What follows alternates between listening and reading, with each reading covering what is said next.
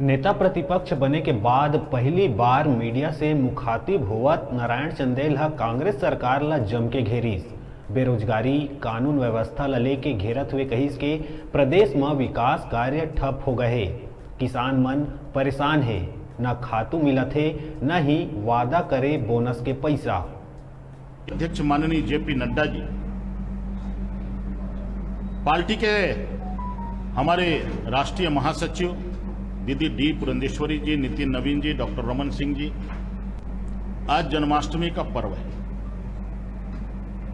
भगवान कृष्ण का जन्म आज ही हुआ था और अन्याय, अत्याचार, दुराचार के खिलाफ भगवान कृष्ण ने चक्र उठाया था।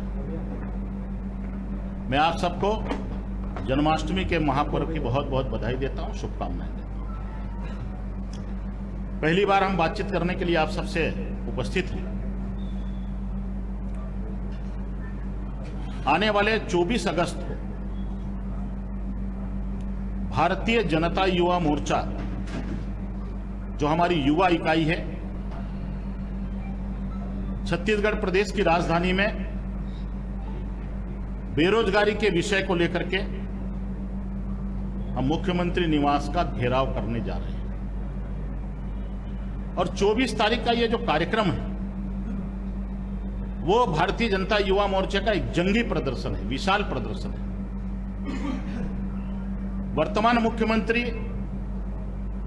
विधानसभा चुनाव के पूर्व जो तात्कालिक प्रदेश कांग्रेस कमेटी के अध्यक्ष थे,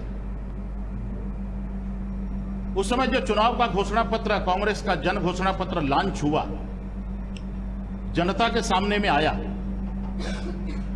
कांग्रेस पार्टी ने कहा था कि हम इस प्रदेश के बेरोजगार नौजवानों को रोजगार देंगे या 2500 रुपया बेरोजगारी भत्ता देंगे।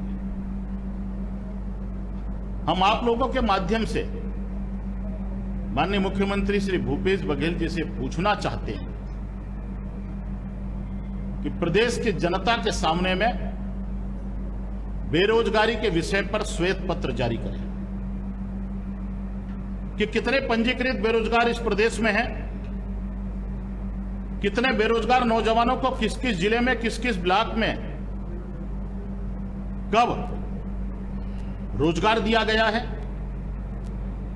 और पूरे प्रदेश में कितने बेरोजगार नौजवानों को 2500 रुपए बेरोजगारी भत्ता दिया जा रहा है। प्रदेश का नौजवान जानना चाहता है, प्रदेश का आम आवाम जानना चाहता है। मित्रों, इस गंभीर विषय को लेकर के 24 तारीख को भारतीय जनता युवा मोर्चा मुख्यमंत्री